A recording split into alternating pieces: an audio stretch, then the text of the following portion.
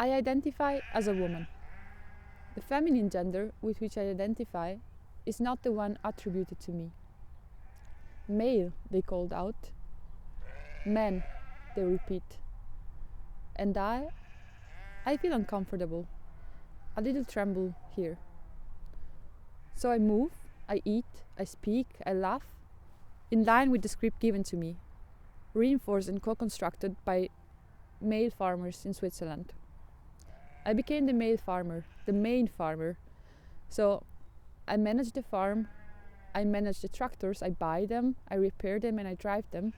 I milk the cows and I suffer no discrimination. I am a cis, heterosexual man leading a farm. Until I express my gender. I cross my legs when sitting, I shave them and I pluck my eyebrows. And here the trouble starts. Gender trouble, farming trouble. Do you even work on the farm anymore? They ask. Your body was not done for farming, they say.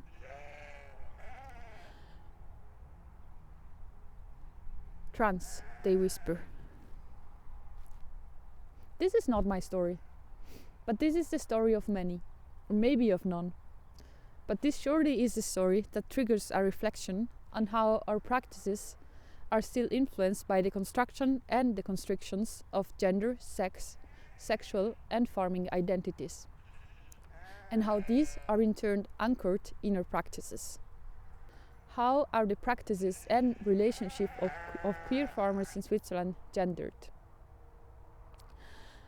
I perform ethnographic research and I use tweak theory and performativity theory to understand how queer farmers themselves understand their practices and relationships and how these in turn construct their gender, sex, sexual and farming identities.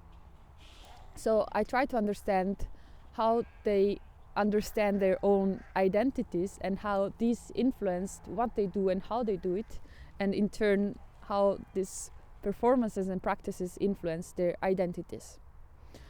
So over 2 months I lived with queer farmers and I interviewed them at the end of these months. 7 queer farmers opened the door of their homes, of their barns, of their cultures, and allowed me to enter in a conversation with them, with Sarah Watmore, with Judith Butler, and with other queer scholars and feminist scholars.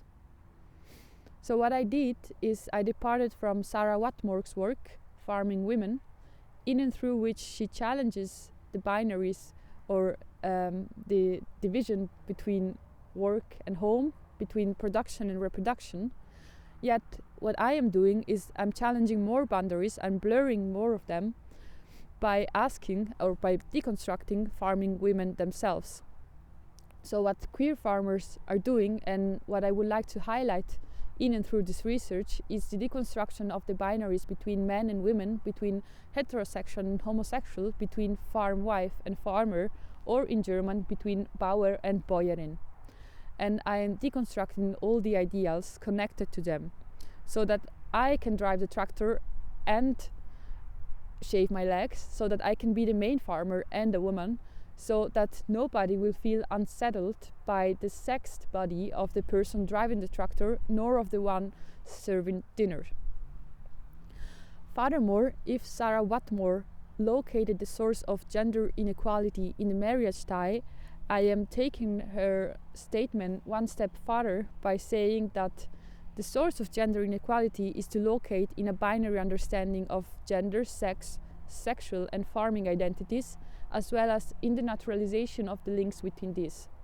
So what I'm doing is I'm saying that, troubling the fact that because I have a vulva, then I am a female, then I will feel and behave like a woman, then I will love a man, and then I will become a farm wife. So I will clean, I will serve dinner, for example.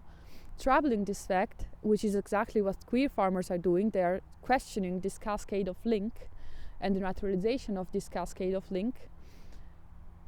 It's exactly that these questioning that holds the potential for more gender equality on the farm.